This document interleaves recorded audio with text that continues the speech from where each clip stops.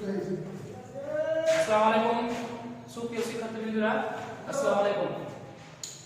আশা করি সবাই এই করোনা সময়ে সবাই ভালো আছো এবং যে যেখানে আছো বাড়িতে সবাই নিরাপদে আছো। আমি মোহাম্মদ সারোয়ার হোসেন, সহকারী শিক্ষক, দেবীনগর উচ্চ মাধ্যমিক বিদ্যালয়, দেবীনগর। তোমাদের স্বাগতম তোমাদের বায়োলজি ক্লাসে। আজকে তোমাদের বায়োলজির যে চ্যাপ্টারটা নিয়ে আলোচনা করবো সেটা হচ্ছে সপ্তম অধ্যায় গ্যাসীয় বিনিময়। এটা খুবই সহজ একটা চ্যাপ্টার এবং আমরা আজকে এটা নিয়ে আলোচনা করব। তোমাদের হিসাবের সুবিধার জন্য কিছু এখানে আমি কনসেপ্ট আগে থেকে লিখে রেখেছি যাতে করে তোমাদের সুবিধা হয়। আমরা যে আজকে আলোচনা করব এখান থেকে আমরা যা শিখতে পারবো সেটা হচ্ছে গ্যাসীয় বিনিময়ের ব্যাখ্যা, শ্বসনতন্ত্রের অংশ, ফুসফুসের বর্ণনা, শ্বাসক্রিয়া এবং অ্যাজমা, ব্রঙ্কাইটিস, নিউমোনিয়া, যক্ষ্মা এবং ফুসফুসের ক্যান্সার। এগুলো হচ্ছে শ্বসনতন্ত্রের জটিলতা সব রোগ। এই রোগগুলো সম্পর্কে আমরা কিছু একটু জানবো এবং জানার চেষ্টা করব। আমরা জানি উদ্ভিদ সালোক সংশ্লেষণ প্রক্রিয়ায় অক্সিজেন পরিবেশে মুক্ত করে এবং প্রাণী শ্বসন প্রক্রিয়ার মাধ্যমে কার্বন ডাই অক্সাইড ত্যাগ করে। এই যে উদ্ভিদ এবং প্রাণীর যে কার্বন ডাই অক্সাইড আদান প্রদান, এটাই হচ্ছে গ্যাসীয় বিনিময়। আমরা যদি একটু চিন্তা করি উদ্ভিদের ক্ষেত্রে, এটা যদি একটা উদ্ভিদ হয় এবং এটা যদি একটা প্রাণী হয়, তাহলে উদ্ভিদ সালোক সংশ্লেষণ প্রক্রিয়ায় যে উৎপন্ন উদ্ভিদ দেহে যে উৎপন্ন অক্সিজেন, সেই অক্সিজেনটা মুক্ত করে এবং সেই অক্সিজেনটা প্রাণী গ্রহণ করে এবং প্রাণী শ্বসন প্রক্রিয়ায় যে কার্বন ডাই অক্সাইড উৎপন্ন করে, সেই কার্বন ডাই অক্সাইডটা আবার উদ্ভিদ গ্রহণ করে। এই যে একটা প্রক্রিয়া, উদ্ভিদ সালোক সংশ্লেষণ প্রক্রিয়ায় অক্সিজেনটা বাইরে মুক্ত করছে, সেটা প্রাণীরা কি করছে? গ্রহণ করছে। আবার প্রাণী যে শ্বসন প্রক্রিয়ার মাধ্যমে কার্বন ডাই অক্সাইডটা মুক্ত করছে, সেটা আবার উদ্ভিদ গ্রহণ করছে। এই যে গ্যাসীয় বিনিময়, all together it's a combination, it's a physiological natural process. এই প্রক্রিয়াটা অবিরাম চলতে থাকে, অবিরামভাবে এটা চলতেই থাকবে এবং এই যে প্রক্রিয়াটা, এই প্রক্রিয়াটাই হচ্ছে গ্যাসীয় বিনিময়। এই প্রক্রিয়াটা হচ্ছে গ্যাসীয় বিনিময়। কিসের গ্যাসীয় বিনিময়? এটা হচ্ছে একটা উদ্ভিদের গ্যাসীয় বিনিময়। আমরা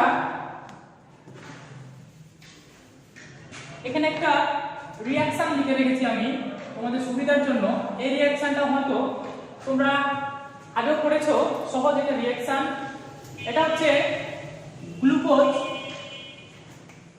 এই গ্লুকোজ বাতাসের অক্সিজেনের সাথে জারিত হয়ে carbon dioxide byproduct হিসাবে কার্বন ডাই অক্সাইড, পানি এবং এটিপি উৎপন্ন করে। এটিপিটা হচ্ছে কি? শক্তি। এটিপিটা হচ্ছে কি? শক্তি। তাহলে আমরা বুঝতে পারলাম যে গ্লুকোজ অক্সিজেনের সাথে জারিত হয়ে বাই প্রোডাক্ট হিসাবে কার্বন ডাই অক্সাইড, পানি এবং এটিপি বা শক্তি উৎপন্ন করছে। এই যে কার্বন ডাই অক্সাইড যেটা প্রাণী দেহে উৎপন্ন হচ্ছে, সেটা আবার উদ্ভিদ সালোক সংশ্লেষণের জন্য সেটা গ্রহণ করছে এবং সালোক সংশ্লেষণ প্রক্রিয়ায় যে অক্সিজেনটা উৎপন্ন হয়, সেটা আবার প্রাণী গ্রহণ করছে। খুবই সহজ একটা বিক্রিয়া। এর মাধ্যমেই আমাদের গ্যাসীয় বিনিময়টা হয়ে থাকে। এই যে রিঅ্যাকশন, এই রিঅ্যাকশনটা কতক্ষণ পর্যন্ত চলতে পারে? এই যে রিঅ্যাকশন, এই রিঅ্যাকশনটা সব সময় চলবে 24 আওয়ার্স, যেটা আমাদের জন্য খুবই গুরুত্বপূর্ণ। এই যে এটিপি, এই এটিপি যদি উৎপন্ন না হয় তাহলে আমাদের দেহে শক্তি থাকবে না, আর শক্তি যদি না উৎপন্ন হয় আমরা কোনোভাবেই বাঁচতে পারবো না। এই জন্য এই রিঅ্যাকশনটা হচ্ছে খুবই গুরুত্বপূর্ণ একটা রিঅ্যাকশন। এরপর যেটা আছে শ্বসনতন্ত্রের অংশ। শ্বসনতন্ত্রের অংশ হিসাবে আমি কিছু লিখে রেখেছি। শ্বসনতন্ত্রের অংশগুলো হচ্ছে নাসারন্ধ্র, নাসাগহ্বর, স্বরযন্ত্র, শ্বাসনালী, বায়ুনালী বা ব্রঙ্কাস, ফুসফুস এবং মধ্যচ্ছদা। তোমরা সপ্তম অধ্যায়ে পৃষ্ঠা বের করলে দেখতে পাবা শ্বসনতন্ত্রের যে অংশগুলো রয়েছে এগুলো ছোট ছোট করে কিছু ব্যাখ্যা দেওয়া আছে। ব্যাখ্যাগুলো পড়লে তোমরা বুঝতে পারবে। নাসারন্ধ্র, আমাদের মুখ রয়েছে, মুখের উপরে একটি কি রয়েছে? নাক রয়েছে। এই যে নাক, নাকের যে ছিদ্র এটা হচ্ছে কি? নাসারন্ধ্র।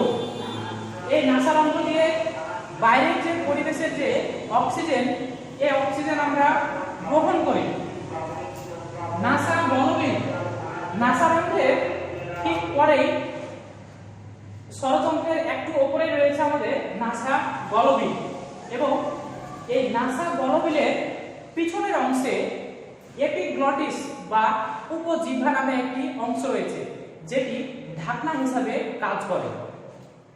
আমাদের যে শ্বাসনালী রয়েছে, যেটা ট্রাকিয়া শ্বাসনালী, সেই শ্বাসনালী এবং খাদ্যনালী ঢাকনা হিসেবে কাজ করে। এটি ঢাকনা হিসেবে কাজ করে।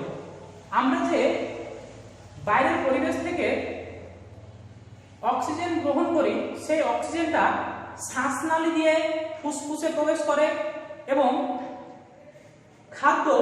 খাদ্যনালী হয়ে পাকস্থলীতে প্রবেশ করে। এই যে দুইভাবে কাজ করছে, এটার জন্য একটা ঢাকনা রয়েছে। এই ঢাকনাটাকে বলা হয় এপিগ্লটিস বা উপজিহ্বা। এরপরে রয়েছে স্বরযন্ত্র, শ্বাসনালী, বায়ুনালী বা ব্রঙ্কাস, ফুসফুস এবং মধ্যচ্ছদা। আমরা একটু খেয়াল করে দেখতে পাবো যে এটা যদি একটা শ্বাসনালী চিন্তা করি এবং এই শ্বাসনালী থেকে দুইটা ব্রঙ্কাস বের হয়েছে। বায়ুনালী বা ব্রঙ্কাসকে আবার দুই ভাগে ভাগ করা যায়, একটা রাইট, একটা হচ্ছে লেফট। এই ব্রঙ্কাসের দুই পাশে দুইটা ফুসফুস রয়েছে।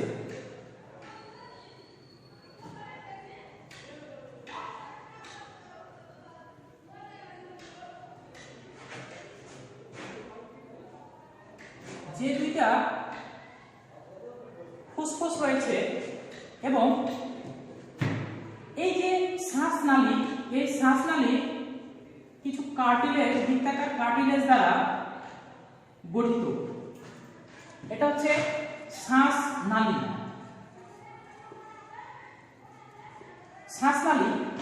এবং এই শ্বাসনালী থেকে দুই পাশে দুইটা ব্রঙ্কাস বের হয়েছে। শ্বাসনালী খেয়াল করি আমরা, এটা যদি শ্বাসনালী হয় এবং এই শ্বাসনালীর উপরে আমাদের কি রয়েছে? মুখ রয়েছে। মুখে যে নাসারন্ধ্র, এই নাসারন্ধ্র দিয়ে বায়ুটা শ্বাসনালী দিয়ে প্রবেশ করে এবং প্রবেশ করার পর এই যে দুইটা ব্রঙ্কাস থেকে দুই পাশে দুইটা ব্রঙ্কাস থেকে এই পাশ দিয়ে বাইরের যে অক্সিজেন, সেই অক্সিজেনটা ভেতরে বা ফুসফুসের মধ্যে প্রবেশ করে। শ্বাসনালীর উপরে যেটা রয়েছে সেটা হচ্ছে স্বরযন্ত্র বা ভোকাল কর্ড। আমরা জানি যে স্বরতন্ত্রের কম্পনের ফলে কিন্তু শব্দ উৎপত্তি হয়। এই যে আমাদের ভোকাল কর্ড বা স্বরযন্ত্র, এই ভোকাল কর্ডে কম্পনের ফলে শব্দের উৎপত্তি হয়। এবার যে নাসারন্ধ্র, সেই নাসারন্ধ্র দিয়ে বাইরের যে অক্সিজেন, সেই অক্সিজেনটা স্বরযন্ত্র হয়ে শ্বাসনালী দিয়ে ভেতরে প্রবেশ করে। দুইটা ব্রঙ্কাস দুই দিকে বিভক্ত হয়েছে। ব্রঙ্কাস থেকে আবার কিছু কিছু শাখা বের হয়েছে, যেগুলোকে বলা হয় ব্রঙ্কিওল। অসংখ্য শাখা এভাবে কি হয়েছে, বের হয়েছে, এগুলাকে বলা হয় ব্রঙ্কিওল। আমি এক পাশে আঁকাচ্ছি টাইমটাকে সেভ করার জন্য। ব্রঙ্কিওলের মাথার দিকে গোলাকার কিছু বৃত্তাকার অংশ রয়েছে। গোলাকার অংশ রয়েছে, এই গোলাকার অংশগুলোকে বলা হয় অ্যালভিওলাস। এই গোলাকার অংশগুলোকে বলা হয় অ্যালভিওলাস। অ্যালভিওলাসের পাশ দিয়ে কৈশিক নালিকা বের হয়েছে। এটা যদি একটা বায়ুথলি হয় বা অ্যালভিওলাস হয়, এর পাশ দিয়ে কৈশিক নালিকা বের হয়েছে।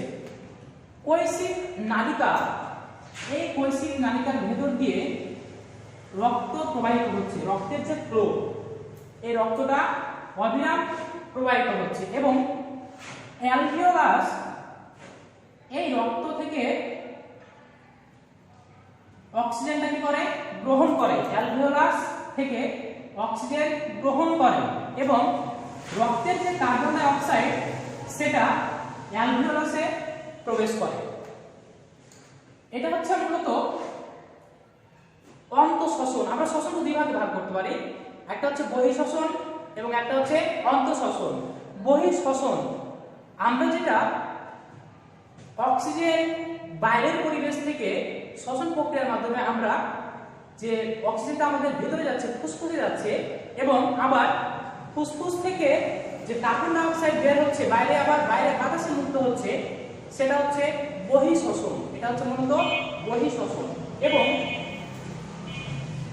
অ্যালভিওলাস থেকে যে অক্সিজেন আমরা গ্রহণ করি, অ্যালভিওলাসের মধ্যে যে অক্সিজেনটা প্রবেশ করে, সেই অক্সিজেনটা কৈশিক নালিকায় গিয়ে অক্সিজেনটা সে কি করে, নিয়ে নেয় এবং রক্তের মধ্যে যে কার্বন ডাই অক্সাইডটা রয়েছে, সেই কার্বন ডাই অক্সাইডটা আবার অ্যালভিওলাসের মধ্যে প্রবেশ করে।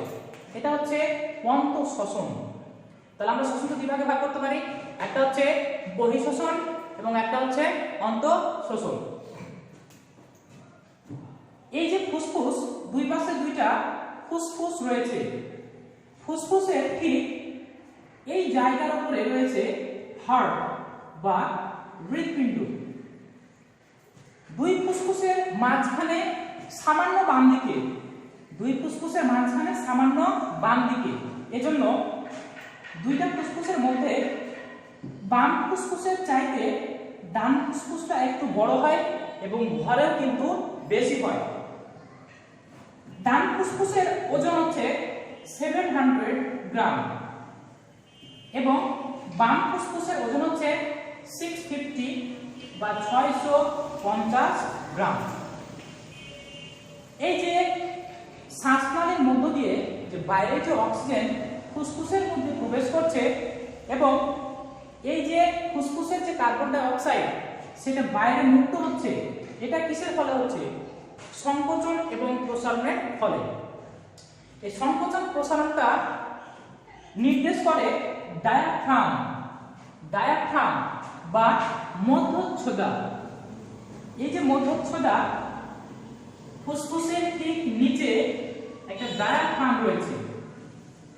এই ডায়াফ্রামটাই ফুসফুসকে সংকোচন এবং প্রসারণ করে। সংকোচন এবং প্রসারণের ফলে অক্সিজেন আমরা ফুসফুসের ভেতরে আসে এবং কার্বন ডাই অক্সাইডটা ফুসফুসের বাইরে আবার আমরা বের করে দিতে পারি। এই যে সংকোচন এবং প্রসারণ, ফুসফুস পার মিনিটে 18 to 20 টাইমস পার মিনিট, অর্থাৎ 1 মিনিটে ফুসফুস 18 থেকে 22 বার বা 20 বার সংকোচন এবং প্রসারণ হয়ে থাকে। সাথে সাথে যে হৃৎপিণ্ড, এই হৃৎপিণ্ডটি পার মিনিটে 72 টাইমস পার মিনিটে হয়ে থাকে, অর্থাৎ ফুসফুসে একবার সংকোচন প্রসারণে হৃৎপিণ্ড 4 বার সংকোচন এবং প্রসারণ হয়ে থাকে। হৃৎপিণ্ড পাম্প করে যে রক্তটা ফুসফুসে পাঠায়, সেই ফুসফুসে যে অ্যালভিওলাস রয়েছে এবং অ্যালভিওলাসের পাশে যে কৈশিক নালিকাগুলো রয়েছে, সেই কৈশিক নালিকাগুলো অ্যালভিওলাস থেকে অক্সিজেনটাকে গ্রহণ করে এবং রক্তের যে কার্বন ডাই অক্সাইডটা রয়েছে সেটা আবার সে অ্যালভিওলাসে পাঠিয়ে দেয়। অ্যালভিওলাসে যখন কার্বন ডাই অক্সাইড চলে আসে, ফুসফুসের সংকোচন এবং প্রসারণের ফলে সেই কার্বন ডাই অক্সাইডটা আমার শ্বাসনালী হয়ে বাইরে বের হয়ে যায়। It's a very complex action, যেটা কিন্তু খুব সহজভাবে হয়ে থাকে না।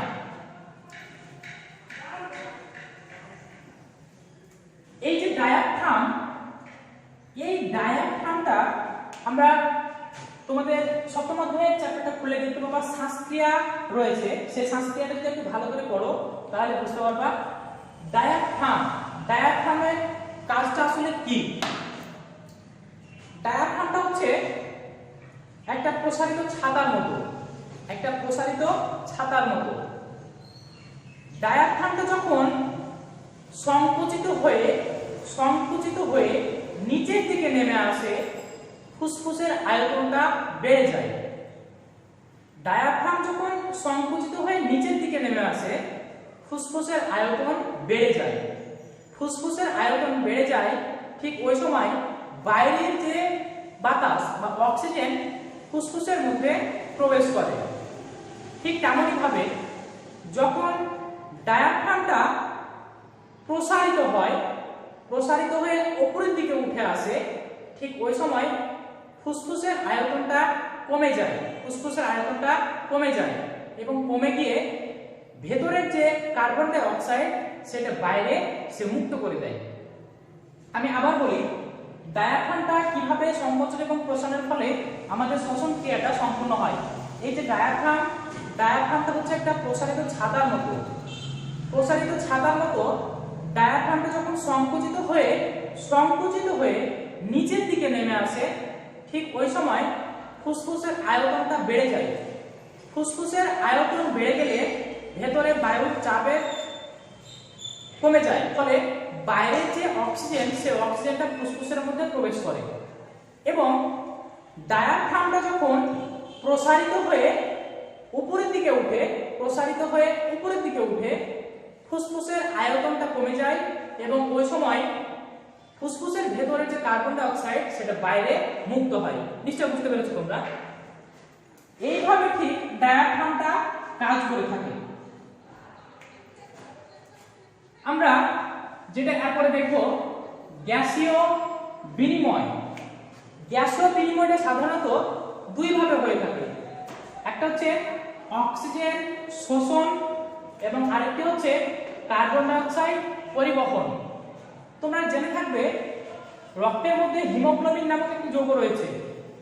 সেই হিমোগ্লোবিন অক্সিজেনের সাথে মিশে গিয়ে অক্সিহিমোগ্লোবিন, যেটা অস্থায়ী যৌগ, অক্সিহিমোগ্লোবিন যৌগ গঠন করে এবং এই অক্সিহিমোগ্লোবিন রক্তের সাথে মিশে গিয়ে সেই অক্সিহিমোগ্লোবিনটা প্রতিটা কোষের কাছে গিয়ে এই হিমোগ্লোবিনটা অক্সিজেনকে মুক্ত করে দেয়, ফলে সেই অক্সিজেনটি কোষ গ্রহণ করতে পারে। একটি সহজ উদাহরণ দিয়ে বলতে পারি, কোষে কেন অক্সিজেন প্রয়োজন। কারণ খাদ্যকে যদি জারিত করতে হয়, আমি যে কনসেপ্টটি লিখে রেখেছি এখানে, যে খাদ্যকে যদি জারিত করতে হয় আমার অক্সিজেন লাগবে। গ্লুকোজ গ্লুকোজের সাথে অক্সিজেন জারিত হয়ে কার্বন ডাই অক্সাইড, পানি এবং এটিপি উৎপন্ন করে। আমার দেহের জন্য শক্তির প্রয়োজন, সেই শক্তিটা কোথা থেকে উৎপন্ন হবে? সেটা গ্লুকোজের সাথে অক্সিজেন জারিত হবে। সেই কাজটি এখানে রয়েছে। অক্সিজেনটা রক্তের মধ্যে বাহিত হওয়ার জন্য অক্সিজেনটা হিমোগ্লোবিনের সাথে যুক্ত হয়। হিমোগ্লোবিনের সাথে যখন যুক্ত হয়, সেই হিমোগ্লোবিন রক্তের সাথে চলাচল করে এবং সেই রক্ত হিমোগ্লোবিন থেকে অক্সিজেনটি শোষণ করে নেয়। আমরা জানি সবার বাসাতে গ্যাসের চুলা রয়েছে, রান্না করার জন্য গ্যাসের চুলা রয়েছে, গ্যাস রয়েছে। এবং রান্নার জন্য আমার কি কি উপাদান দরকার? নিশ্চয় রান্নার জন্য কাঁচা মাল লাগবে, পরিমাণ মতো ভোজ্য তেল লাগবে। এখন পরিমাণ মতো ভোজ্য তেল কিংবা কাঁচা মাল যদি তোমার রান্নাঘরে না থাকে, যেমন রান্না হবে না, ঠিক তেমনই অক্সিজেন যদি না থাকে তাহলে তোমার দেহের মধ্যে যে খাবার, সেই খাবারটা কখনোই জারিত হতে পারবে না। এজন্য আমাদের অক্সিজেনটা অবশ্যই দরকার, যেটা খাদ্যের সাথে জারিত হয়ে বাই প্রোডাক্ট হিসাবে কার্বন ডাই অক্সাইড, পানি এবং এটিপি বা শক্তি উৎপন্ন করে। তাহলে আমরা বুঝলাম অক্সিজেন শোষণ হয় এবং কার্বন ডাই অক্সাইড পরিবহন হয়। এবার কার্বন ডাই অক্সাইড পরিবহন। কার্বন ডাই অক্সাইড পরিবহন মূলত দুইটা ভাবে হয়ে থাকে। একটা হচ্ছে সোডিয়াম বাইকার্বনেট হয়ে রক্ত রসে, সোডিয়াম বাইকার্বনেট হয়ে রক্ত রসে কার্বন ডাই অক্সাইড পরিবহন করে এবং পটাশিয়াম বাইকার্বনেট হয়ে লোহিত রক্তকণিকায় কার্বন ডাই অক্সাইড পরিবহন করে। আমি আবার বলি, অক্সিজেন শোষণ, হিমোগ্লোবিনের সাথে অক্সিজেন যুক্ত হয়ে একটি লাইফস্টাইল যৌগ অক্সিজেন হিমোগ্লোবিন তৈরি করে।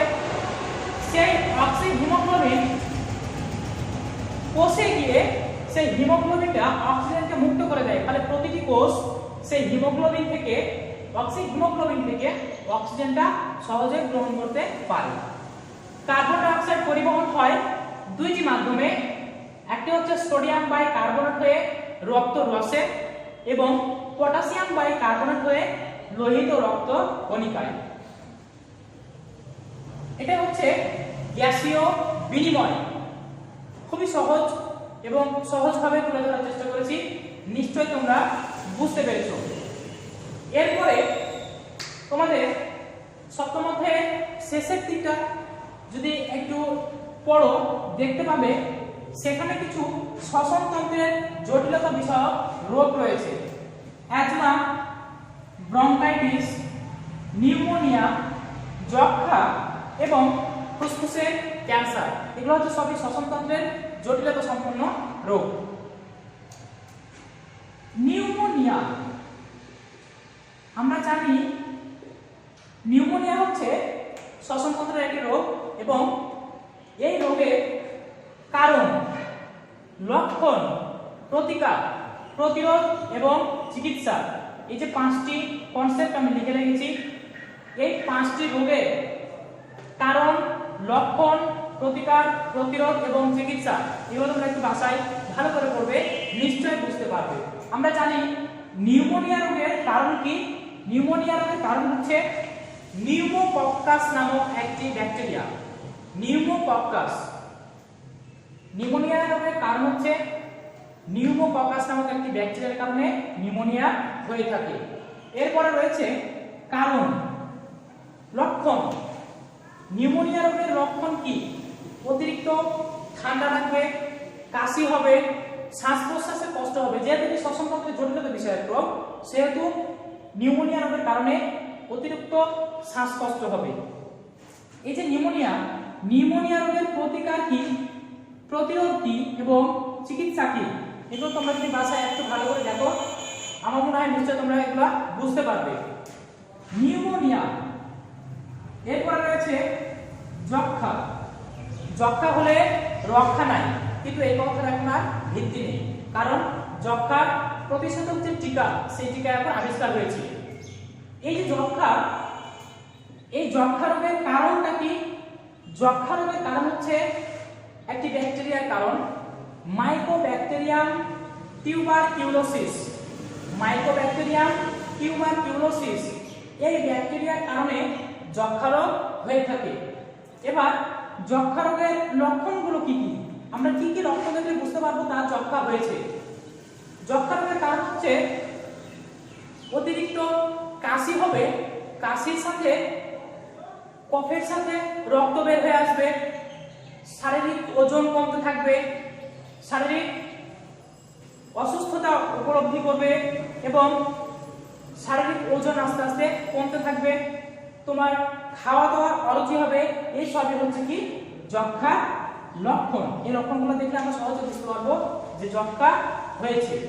যক্ষ্মা রোগের প্রতিকার কি, তুমি কি কি করলে তোমার যক্ষ্মা রোগ থেকে তুমি মুক্তি পাবে। প্রতিরোধ, কি কি করলে আমি যক্ষ্মাকে প্রতিরোধ করতে পারবো। এবং চিকিৎসা, আমরা সকলে জানি যে যক্ষ্মা রোগের একটি প্রতিষেধক টিকা রয়েছে, যে টিকাটির নাম হচ্ছে বিসিজি। শিশু জন্মের পরেই এই বিসিজি টিকা নিয়ে নেওয়া উচিত, কারণ যেন আমার পরবর্তীতে যক্ষ্মা না হয়। এই হচ্ছে আমার মূল কনসেপ্ট।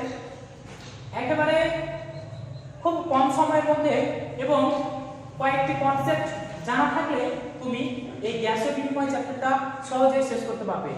আশা করি তোমরা সকলেই বুঝতে পেরেছো এবং বাসায় যদি একটু ভালো করে এই কনসেপ্টগুলো একটু দেখে রাখো, অবশ্যই তোমরা আরো ভালোভাবে বুঝতে পারবে। তো সকলে সুস্বাস্থ্য কামনা করে আজকের ক্লাস এখানে শেষ করছি। দেখা হবে সামনের ক্লাসে। আসসালামু আলাইকুম।